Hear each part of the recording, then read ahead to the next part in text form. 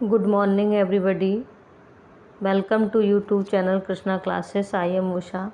इस वीडियो में BA first year का सेकंड सेमेस्टर की यूनिट 4 की पोएम हम पढ़ेंगे। जैसा कि हमें ये टाइटल दिखाई दे रहा है, ऑन हिज ब्लाइंडनेस। ये यूनिट 4 की फर्स्ट पोएम है, on his blindness. On his blindness poem लिखी है जॉन मिल्टन ने, जो जाने माने फेमस पोइट हैं John Milton.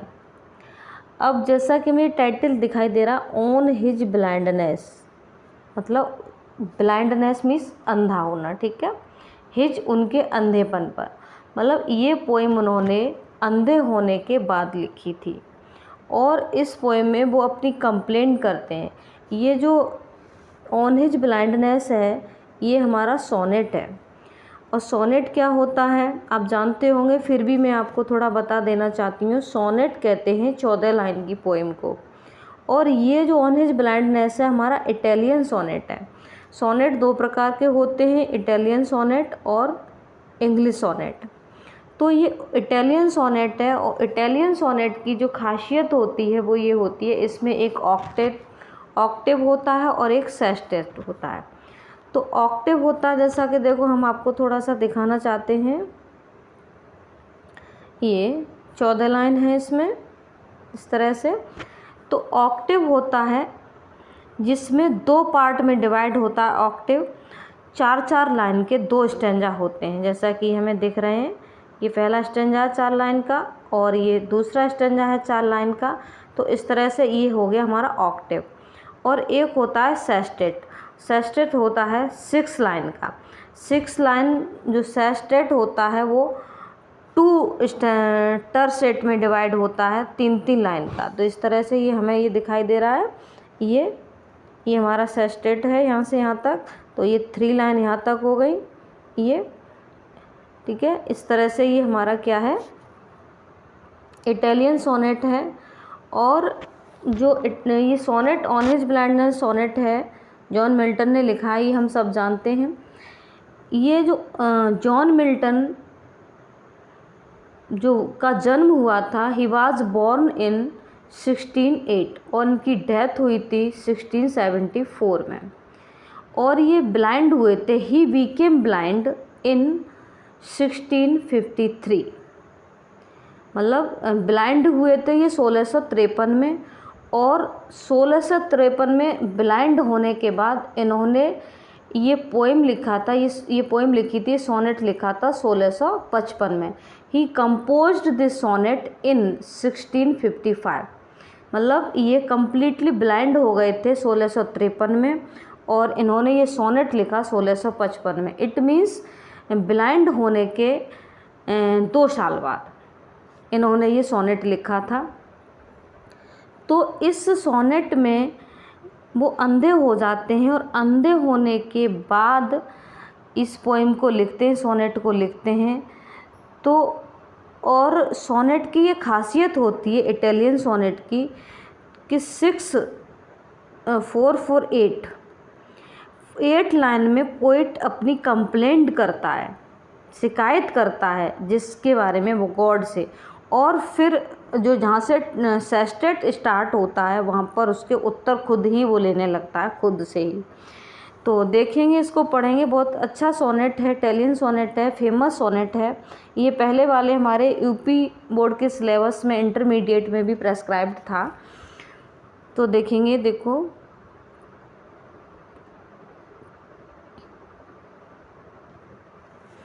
When I consider how my light is spent, array half my days in this dark world and wide, and that one talent which is death to hide, lost with me useless, though my soul more bent।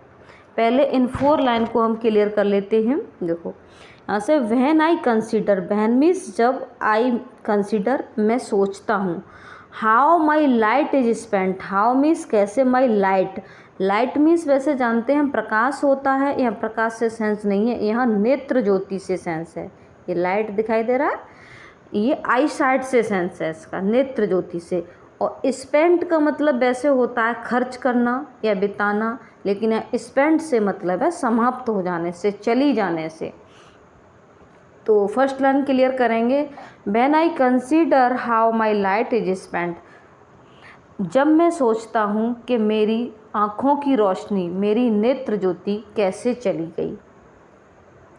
अरे half my days, अरे इन this dark world and wide, अरे means का मतलब है पहले, before, half means आधे, my days, days का मतलब है दिन, लेकिन यहाँ पर है मेरी लाइफ के आधे दिन, मतलब उसकी आधी उम्र से पहले, हाफ उम्र से पहले, माई डेज का मतलब माई लाइफ में, ठीक है, मेरी आधी उम्र से पहले, हाफ मीन्स आधी, आधी उम्र से पहले मेरी नेत्र ज्योति कैसे चली गई।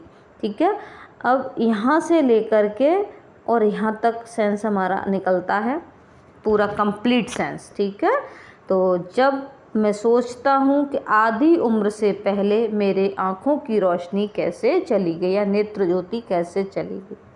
अब यहाँ से चलेंगे, in this dark world and wide and that one talent which is death to hide, in this dark, इस डार्क मीन्स अंधकार में, वर्ल्ड मीन्स संसार और वाइड मीन्स विशाल, इस अंधकारमय संसार और विशाल संसार में। अब कोई व्यक्ति अंधा हो गया तो उसे तो वो संसार पूरा हर तरफ उसे डार्क ही, अंधेरा ही दिखाई देगा, और वाइड मीन्स विशाल। ठीक है, तो पोइट कह रहा है यहाँ, जॉन मिल्टन कह रहे हैं कि इन दिस डार्क वर्ल्ड, इस अंधकारमय और विशाल संसार में, and that one talent which is death to hide, that one talent, एक टैलेंट, विच मीन्स जो, इज डेथ टू हाइड, मेरी मृत्यु जिसको छिपा लेगी, मतलब मेरे पास जो एक टैलेंट है, और टैलेंट क्या है पोइट जॉन मिल्टन के अंदर, कि टू कंपोज द पोएम, जो पोएम लिखने का जो उसके अंदर टैलेंट है, कविताएं लिखने का जो टैलेंट है, वो भी उसकी मृत्यु के साथ चला जाएगा। ठीक है, इस अंधकारमय और विशाल संसार में जो क्या हो गया है, अब lodged with me useless, lodged means हो गया है या रह गया है, विद मी मेरे साथ, यूजलेस मीन्स बेकार, जो मेरे पास जो है वो अब क्या हो गया है, यूजलेस हो गया है, बेकार हो गया है। क्या बेकार हो गया है, टैलेंट बेकार हो गया है। To compose the poem, poem लिखने का जो टैलेंट है वो बेकार हो गया है। क्यों बेकार हो गया है, क्योंकि ही बिकेम ब्लाइंड, वह क्या हो गए, अंधा हो गए हैं, अंधे हो गए हैं। और वो कह रहे हैं कि अब ये भी बेकार है, क्योंकि ये में अंधे होने के बाद कोई व्यक्ति लिख नहीं सकता, पढ़ नहीं सकता, इसलिए वो कह रहे हैं अब ये जो टैलेंट है वो भी बेकार है। तो आगे देखेंगे, though my soul more bent, my soul means मेरी आत्मा, मोर बेंट मीन्स अधिक इच्छुक है। अब यहाँ से जो सेंस है वो सेकंड पैसेज में जाता है, दो मीन्स यद्यप, ठीक है, पहले हटा लेते हैं इसको, दो यद्यप, माई सोल मेरी आत्मा, मोर बेंट मीन्स अधिक इच्छुक है, किसकी इच्छुक है, to serve therewith my maker, यहाँ तक अर्थ आएगा, टू सर्व मी सेवा करने के लिए, देयर विद मीन्स इससे, किससे, जो टैलेंट है उसके अंदर, माई मेकर अपने मेकर की, मेकर कौन है, कैपिटल से बना हुआ है तो आप समझ गए होंगे, गॉड के लिए आया है। मेकर कौन है, हम सबको बनाने वाला कौन है, भगवान।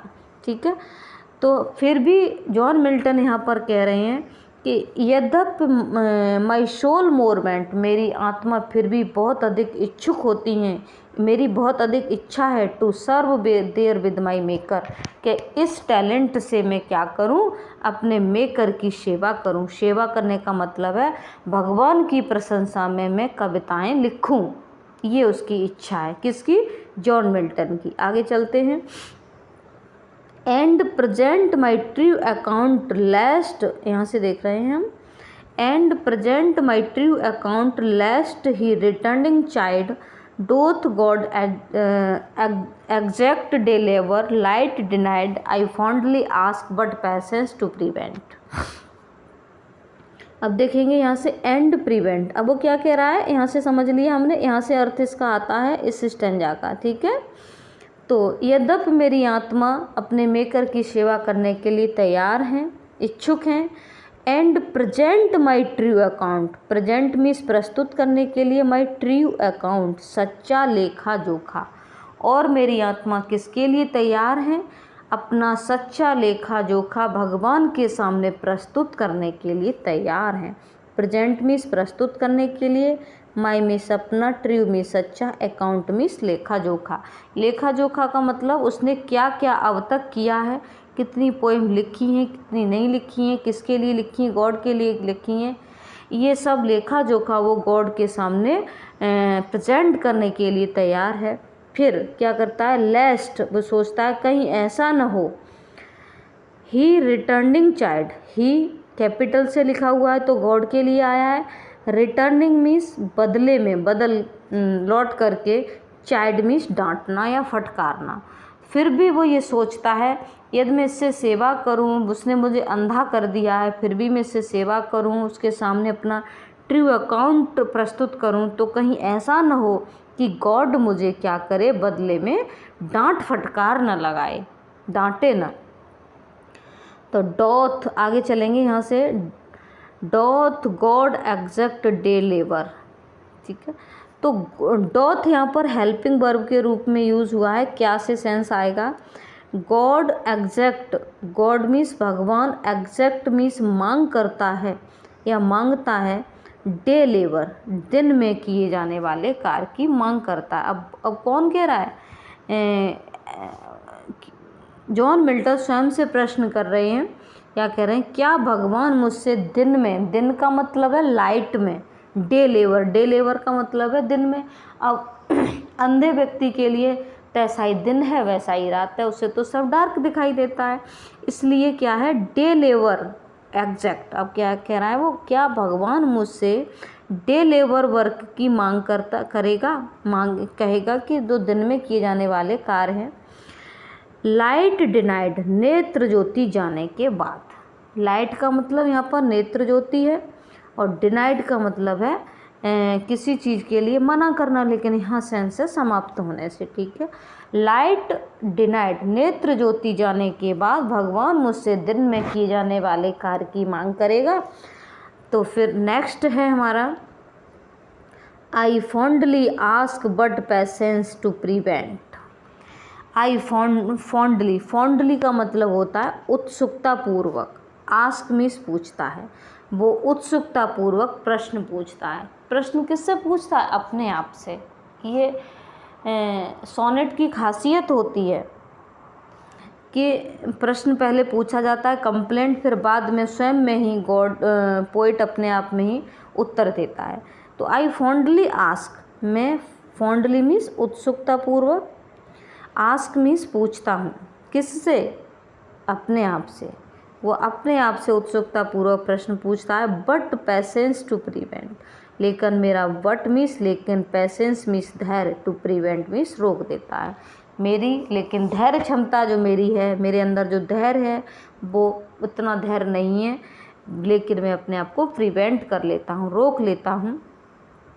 लेकिन फिर भी क्या होता है, आगे चलेंगे।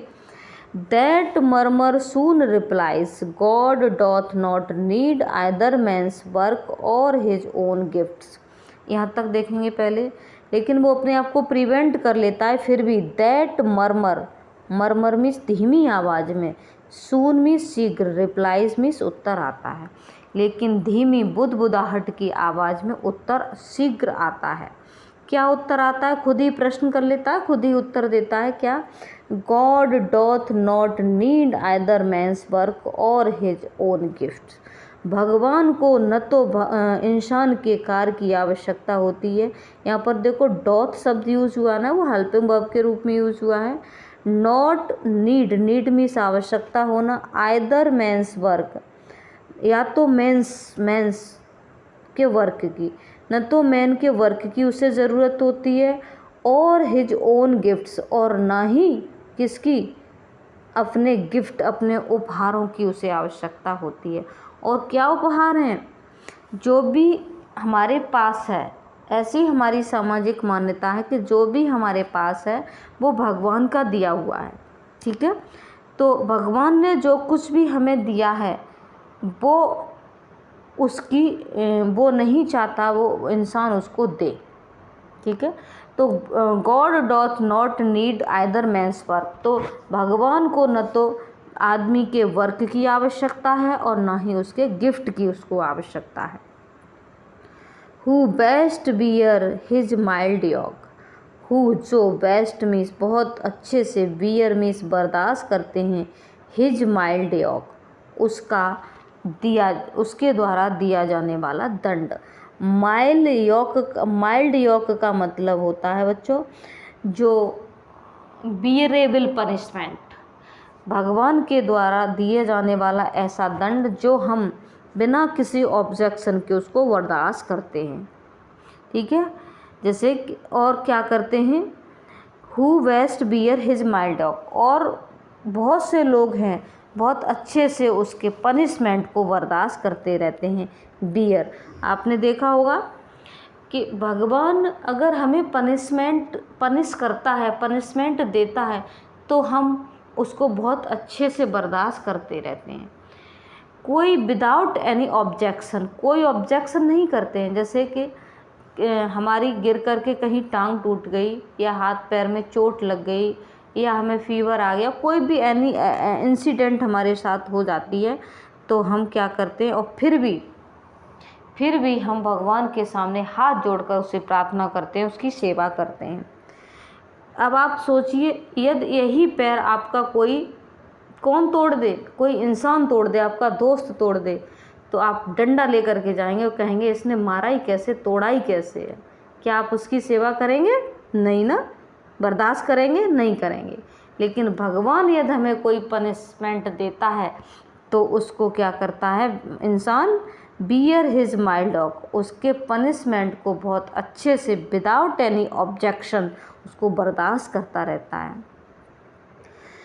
और दे सर्व हिम बेस्ट, और उसकी बहुत अच्छे से क्या करते हैं, सर्व सेवा करते हैं। हिम कैपिटल से लिखा हुआ है, गॉड के लिए आया है इसलिए।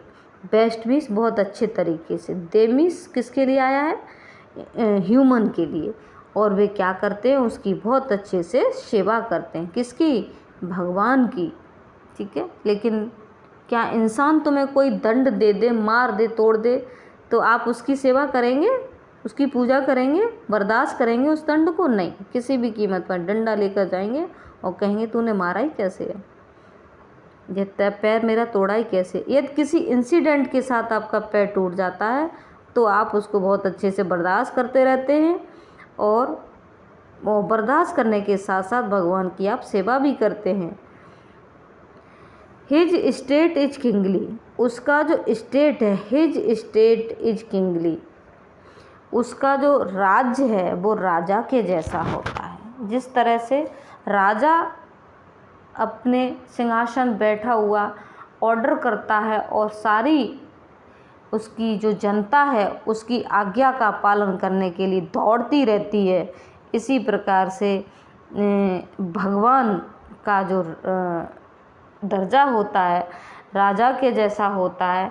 और जिस तरह से राजा ने चाहे गलत कह दिया चाहे सही कह दिया, उसके मिनिस्टर उसकी जनता उसको क्या करती हैं, विदाउट एनी ऑब्जेक्शन फॉलो करते रहते हैं, उसकी आज्ञा के अनुसार दौड़ते रहते हैं। इसी तरह से भगवान की आज्ञा के, गॉड के अकॉर्डिंग हम क्या करते रहते हैं, दौड़ते रहते हैं और कोई ऑब्जेक्शन नहीं करते हैं।